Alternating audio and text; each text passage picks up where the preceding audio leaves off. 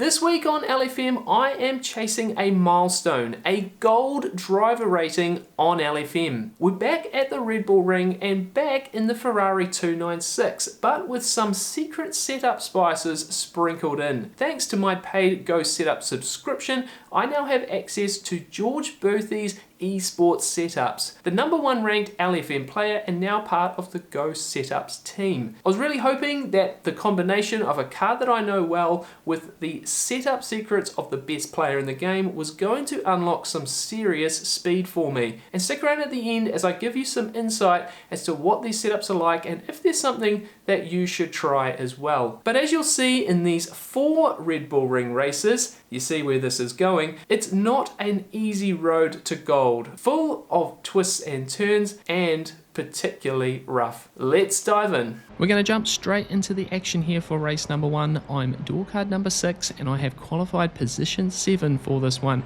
29 degrees, so hot track temperatures to start the week out with. Now we're going to wait here for the green light and we are underway for this race, 25 minutes around the Red Bull Ring. Now turns 1 and 3 are very tricky on the opening lap, so we're hoping for a nice clean start. The Mustang on the inside there catches that inside curb, it sends him wide, taking out that orange Honda in the process. We end up 3 wide on turn 1 corner exit, getting squeezed from both sides here, a little touch with that Mustang on the outside, and the McLaren on the inside ends up playing it nice and safe up towards turn number 3 here, so we're able to go down to the apex of turn 3. The Mustang runs wide, he's on the runoff area there as he swings back on the track. Just be careful with the rejoin, and the grunt of that Mustang sends him off down the straight here towards turn 4 with a bit of a gap. Looking left and right, but nowhere ready to pass. The Mustang though, he outbrakes himself along with myself into turn number 4. I get a bit more of a launch and I'm going to try and go down the inside, turning into the outside of turn 6 coming up, but unfortunately I'm not really alongside enough, don't really want to be here as well. We try to turn back down towards the apex, but unfortunately that decision coincides with the blue Honda's decision to go into the gap that I've left there initially for that turn, and unfortunately we make contact there down towards the apex, which turns me around and we are pointing the wrong way in this race. Definitely unfortunate. I should have given up that position to that Mustang much earlier, and obviously expected that Honda to potentially jump into that gap as well. So to put my hand up for that one, and we are going to try and recover a bit in this race. Coming down the end of lap number 2, few cars off including that blue Honda, so we are going to gain a couple of positions there, but still all the work to do to salvage any kind of result in this 25-minute race. We do start picking our way through the field, definitely some extra pace on the cars around me at this point, but obviously wanted to do it in a nice clean way as well. I did enjoy some of these battles. There was a few mistakes from some drivers in front I was able to capitalize on, but overall it was still clean racing at the end of this field here, down the inside into turn number 9 of this Porsche, getting that move down for position 24.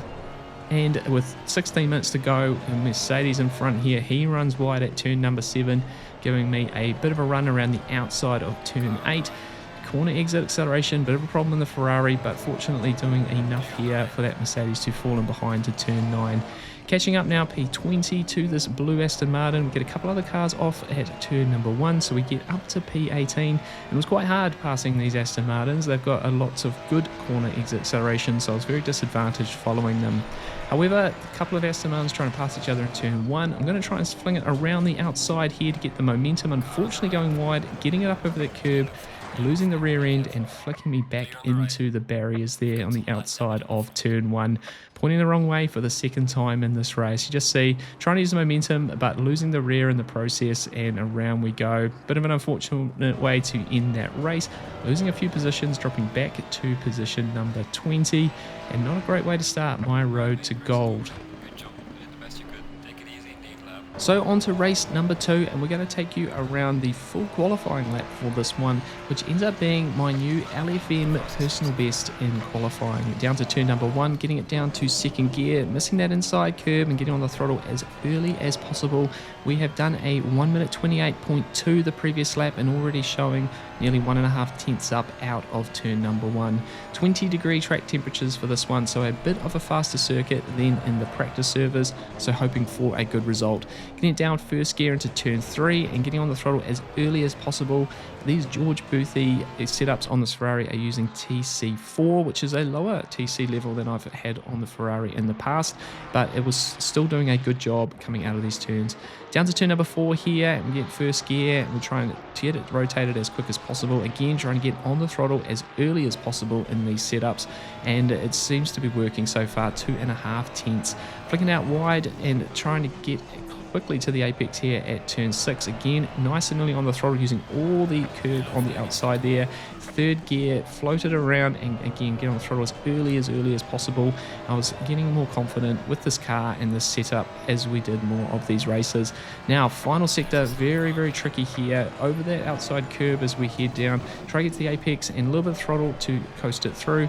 And here it's just a case of flicking it through and getting on the throttle as early as you dare, using as much of that runoff as possible, but playing with the track limits there. We go 3 tenths faster for a 127.9. So into the 27s in a LFM session for the very first time. However, very fast split here. Door 22, only good enough for P12 on the inside of the circuit here for turn number 1. Going to have to be very cautious. Got a McLaren there. He's half thinking about making it 3 wide. Fortunately, though, everyone gets through there nicely, apart from that Lamborghini up in front, going very wide, but not causing any large dramas in front. So we get out the other side here, holding down a P10 position with the McLaren there on the outside, trying to get into a nice clean turn 3 here. Fortunately, we had again no issues in front. Get it turned out there, a little bit slow on that corner exit, but getting out and still in position number 10. Nice and clean for this one. And at the end of that first lap, still lots going on in front, but we are right under the wing here of the car 23 Ferrari in front, and the red number 7 McLaren right behind as well. But getting through turn 1 and lap 1 is a bit of a success. Now up to turn number 3 on this lap number 3, the McLaren, he takes a bit of a go up the inside there, but unfortunately a concertina effect on the inside of the turn means that it actually makes contact with some cars at the apex there. Probably saved me from being involved in that, considering now being on the outside there, that 23 car getting turned around and the Porsche behind as well. So bit of a shame, bit of a concertina effect at the apex there on turn 3. Now, not a great exit here out of turn 1 on lap number 4, and yes, this McLaren was showing much better pace, better than his qualifying pace for sure, and he's going to get a run here. I'm not going to fight this one down to turn number 3. Considering what happened in the first race, my big priority was getting myself through this one nice and cleanly, and I was pretty sure this McLaren was going to be driving away from me, hoping to follow him up to that battle up in front there. However, as we get through to the start of the following lap, it didn't initially seem like the best decision to let this car by. Running wide at turn number 1, and with my better pace already starting to show that he was going to potentially start slowing me up. I'm not actually looking to pass him at this point. He's being defensive here into turn 3, but again, I was hoping that he was going to be able to drive me up towards the battle up in front there and just follow him for these first bunch of laps. We got 6 tenths up on this lap, so it's a much better lap from me. As we come down to turn number 4 though, unfortunately he outbrakes himself once again, so he's pushing a little bit hard after getting by, trying to too eagerly get up to those cars in front. So at this point it didn't feel like the best decision. However, a couple laps later his pace was starting to show, and a 28.2 for him on that lap versus a 28.69 for me. And unfortunately that was allowing the Bentley and the Lamborghini, who was following him behind, to quickly catch up. 15 minutes to go in this race. Not a great turn 1 also, and that big power Bentley has got a good run on me here. Now he actually sends it from a bit further back than I was anticipating at this point. Bit eager to get by, and he does make the apex though and come out the other side, and just the grunt of those big front engine cars just means he's going to drive up the inside here as we head to turn number 4. Now the Lamborghini, dual car number 5, he's looking eager as well, so I knew he was going to come down the inside here at turn 4, and ultimately he is going to do exactly just that, staying there on the outside. Did not want to run wide at turn 6, so it's going to be nice and cautious on the brakes here, and that's going to allow the Lamborghini to be a lot better on the outside. Done a good job of that, almost losing the rear, and he's going to actually sail by around the outside to turn number 7.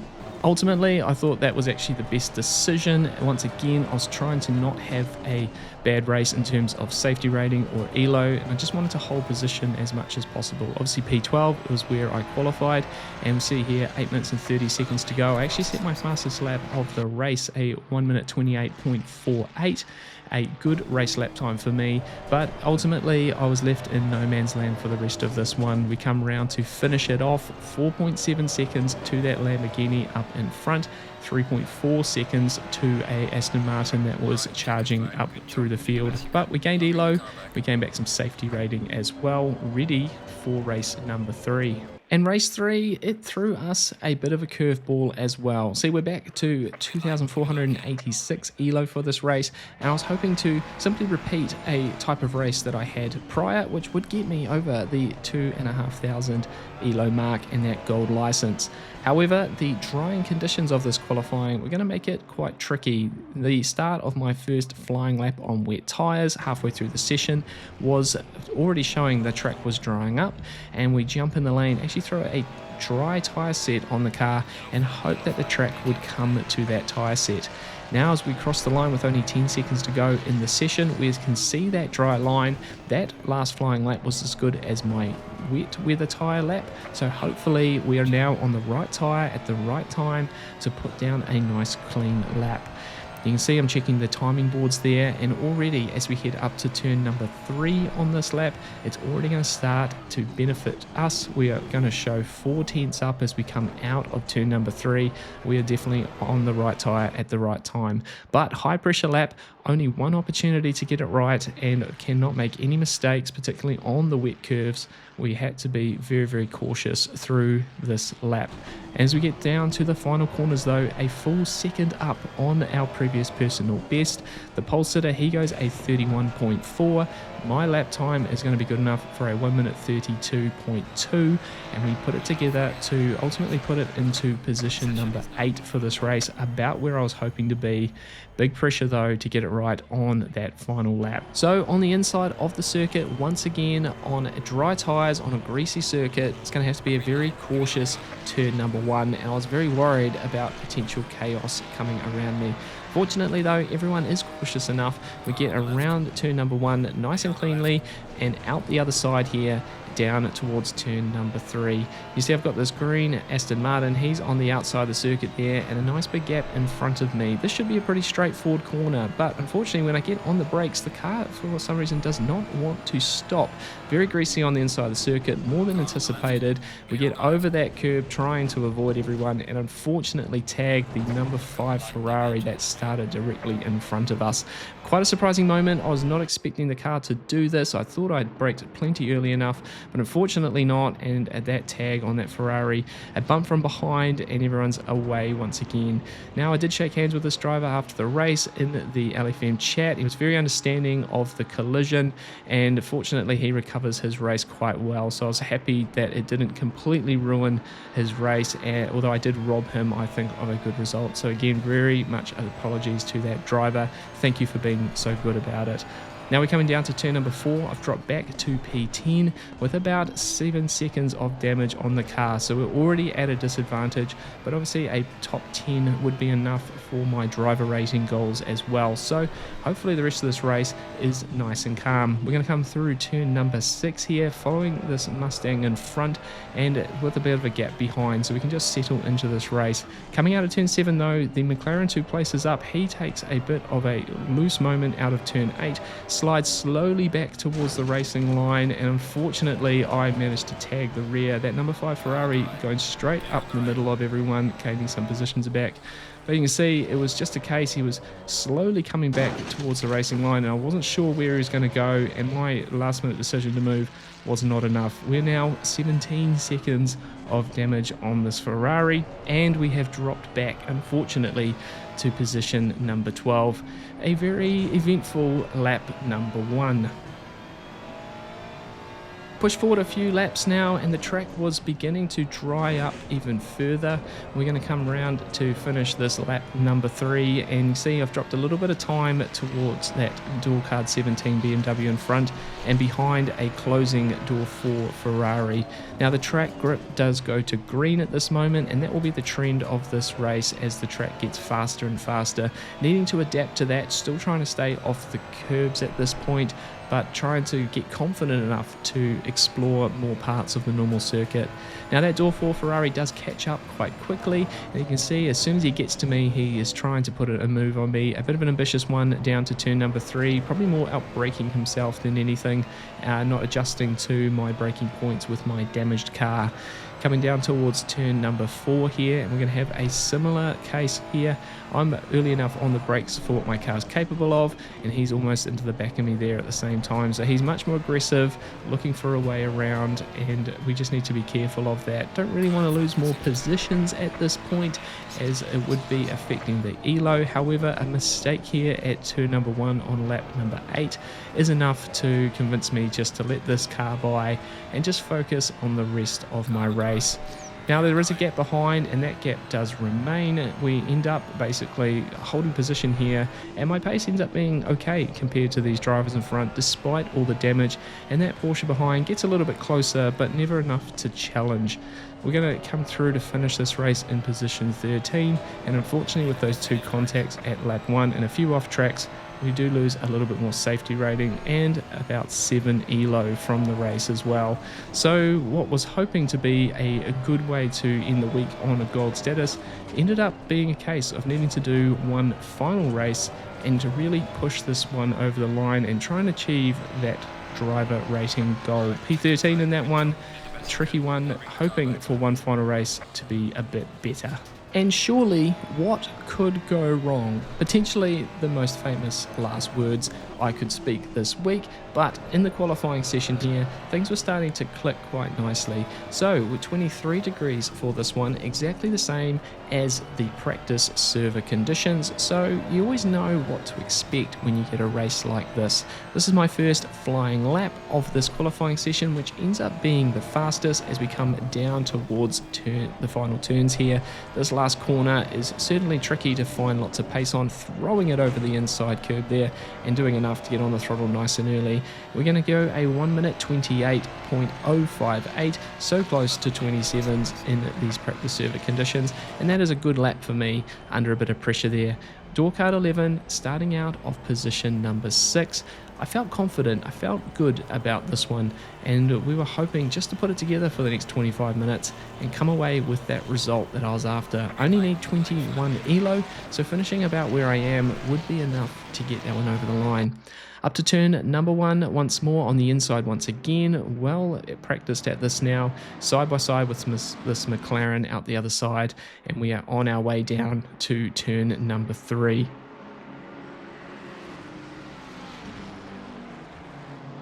Bit of a space in front, so we brake nice and early, trying to be cautious now, don't want a repeat of the previous race. Nicely up the inside there, and that McLaren with a bit of run around the outside, he accelerates away, and we hold on to that position number 6 as we head down towards turn number 4. However, chaos in front there, that number 1 Ferrari ends up in the outside wall. I brake early to avoid any sort of contact. That allows the Bentley to go down the inside at turn 4, and behind we have the Ferrari and Ford battling behind as well, so we're down to position number 7. Around here, turn number 6, that Ford behind goes up the inside to be the car directly behind me. So plenty of chaos in this first one, trying to be cautious, losing a couple of spots in the process, but no damage and safely through this first part of the race. Up into the turn number 3 on lap number 2. Cars in front are battling here, and we're going to stick ourselves up the inside. Now the Ford behind, he's looking very aggressive, looking left and right, and we've got to be super cautious of these Fords because they've got so much power. Same with the Bentley in front. There's key parts of this circuit where this car is much better than the Ferrari, and it does open you up to attacks here. He kind of looked down the inside there at turn number 4, and I was a little bit wary of it, going a little wide to give him space that I ultimately didn't need. He's looking to the outside here and then dives up the inside really aggressively, and we're going to have to go the long way around turn 6 as a result. I get quite loose on the outside there, and he manages to slip up the inside. Up to turn number 3 on the very next lap, and the BMW behind absolutely sends it into turn number 3. I was really unhappy with that move. It was a bit of a dive bomb. He didn't look anywhere close enough to be doing that, forcing me wide, and that allows him to get up the inside there. You can see how far back he was from. Don't really like a move like that, particularly with the way that corner should go. I had to be giving him a lot of space there, turning out of my turn to give him space. Not a big fan of that one, but it does put him on the inside here at turn number 4, and I'm going to really fight this one, trying to go around the outside at turn 4 here. We make the tiniest of wheel-to-wheel contacts, which is unfortunately a 4 times on the safety rating, and he's got enough of a drag out, trying to keep the nose in there, but he's being really aggressive on the inside. I need to brake early now to avoid contact at turn number 6. Behind I've got the Ferrari, who's looking really aggressive as well. Bit of a touch on the back there, puts me a little bit loose, but we managed to hold on here to position number 9. But I'm seeing the red mist a little bit, and I'm quite keen to get back by this BMW. I'm very sure that I am quicker than him in this race. Trying to go around the outside here at turn number 3 and cutting back in. Doesn't work though. It's the one problem with this Ferrari, is you have to be really aggressive on that initial corner exit to get into the slipstream of these front engine cars. And you can see he's just better than me through some of these corners, and it's going to be quite a frustrating process now following this BMW being super keen to get by, which may or may not be the right tactic for this race. See, we've opened up a gap now to the door 13 BMW behind, so it's all eyes forward here, much quicker through the first part of this last sector, but it's these last few corners, the final turn and the first turn, you see I'm being extra aggressive there, picking up a track cut to actually get the run that I need on this BMW. Very hard thing to go into turn 1, but we're going to try and get on the gas nice and early here. Unfortunately though, a bit too early, we lose the rear of the car, get it up on the curb, and that is another spin for me in these Red Bull races. We try and flick it around, end up going straight into the barrier. Silly way to recover that one, and we're quite frustrated at this point. You see, just a bit early on the throttle. It's the one problem with these George Boothby setups, is they are loose in the rear. If you drive them how they're intended, it makes the car very fast, but unfortunately when you lose the rear like that, it does really bite you. Now I thought I had it under control, but unfortunately that moment was absolutely not the case, and we drop all the way to the back of the field, and it's not really enough time to recover any sort of result from this one. We quickly catch this trio of cars in front, and actually in the end this ends up being quite a positive experience in a way. Yes, we're at the very back of the field. Yes, I'm going to continue to lose elo here, and I'm sort of just watching these cars because, again, I don't want to have any more incident points, don't want to lose any more safety rating, just want to have a nice clean battle if possible, and a lot of watching here as we get with only 7 minutes of this race to go. Now, fortunately though, we do end up in quite a fun little battle. You see this Porsche, he tries to have a look down the inside and ultimately outbrakes himself into turn 4, early enough on the throttle here to go up the inside, and now we have the BMW and the McLaren up in front. These guys are battling hard. McLaren, he's run wide there out of the final turn, and we're going to take you on a bit of an almost lap-long battle here with these 3 cars. And ends up, like I said, being a very positive and fun experience. BMW up the inside at turn 1 with the McLaren, no touch, but over the curb he needs secondary contact there on the exit, and we managed to go up the inside of the BMW and as well the McLaren. McLaren's trying to cover over, but leaving me just enough space to get the nose in there as we go up towards turn number 3. Nice and aggressive but clean, braking nice and early there to avoid contact, and trying to get on the gas nice and early to get out of turn 3 here. But the BMW though, he has the better run around the more outside of turn 3. He's got the slipstream now as we head to turn 4. I cover the inside, he's going to take the outside line as we head to the braking zone of this one. Harder on the brakes, and I don't want to go too deep into the corner with that McLaren on the inside. BMW, he holds it around the outside. I get a little loose on the corner exit, and that gives him the run up towards turn number 6. He takes the inside line there. I try and cut back, but again I lose the rear a little bit here as we try and get on the gas, and that allows the BMW to stay up in front there. Like I said, this is a really good battle. It's very clean. I know that we're at the back of the field here, but this is sort of the joys that can happen in split 1. Yes, there's still chaos, but through the field you can have fun, close racing. See the McLaren, he gets loose out of turn number 8 there, and we get a chance to run up the inside again. He's trying to cover really aggressively, but enough of a run. We're going to go side by side into turn number 9 towards the last corner here. Just enough of a run, just sneaking in front to turn 9. Unfortunately, the Porsche tries to follow through turn 10, and he actually takes a knock and spins off into the inside of the circuit. 40 seconds to go, final lap now of this race, and I was quite keen for this race to be a couple laps longer, but unfortunately just the one final lap, pushing as hard as I can to try and get up to this BMW here, but not enough. And good race with those guys, a lot of fun, really enjoyed the battle there, and it was a nice positive way to finish my week's racing despite what was happened with the ELO. ACC, LFM can still be a lot of fun, and that was my takeaway from this race. Good battling, ready to go again for next week. So let's break down that week on LFM. Let's first talk about the setups. George Boothby's setups through Go Setups were certainly quite nice to drive. They were a little bit looser in the rear, as you saw evident with the spin I had out of turn 1. However, overall, I actually found them quite enjoyable and definitely more speedy than the normal LFM setups. However, they certainly suited a car driving style that was aggressive under brakes and that flowed really cleanly and smoothly through the corner, particularly transitioning from the brake to the accelerator. If you're brand new to ACC, I think back to when I first started, I don't think these would be fast setups. However, as I've learnt the game and begun to understand how to drive in the sim, these sorts of setups begin to make a little bit more sense to me. As for the week's races, obviously, it did not go particularly well, losing ELO and safety rating across the week for the first time in quite a while. Ultimately, I can only blame myself for this, as the spins and mistakes were quite evident in those races, and I will definitely take my share of the blame for the accident in race number 1. However, despite that, there's certainly enough positives to take away from this one, and my personal bests at Red Bull Ring have dropped by a good half a second over the course of that week. So we're gaining speed, we're getting faster, it's just not enough to be gaining ELO just yet. I certainly hope that your Red Bull Ring races went much better than mine. Please let me know in the comments, but as always, race hard, stay positive. I know I'm trying to at the moment, and we'll see you again very soon for another video. Cheers.